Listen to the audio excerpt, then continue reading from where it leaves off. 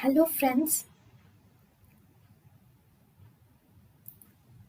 Welcome to Creative Medicine. In this lecture, we will learn about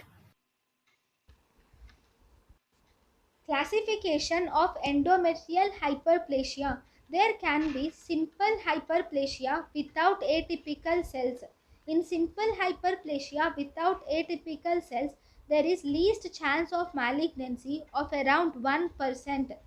And this simple hyperplasia without atypical cells is also called as cystic glandular hyperplasia. Second, there is complex hyperplasia without atypical cells. Here, there is 3% chance of malignancy. Third, there is simple hyperplasia with atypical cells where there is 8% chance of malignancy. Fourth, there is complex hyperplasia with atypical cells where there is 30% chance of malignancy.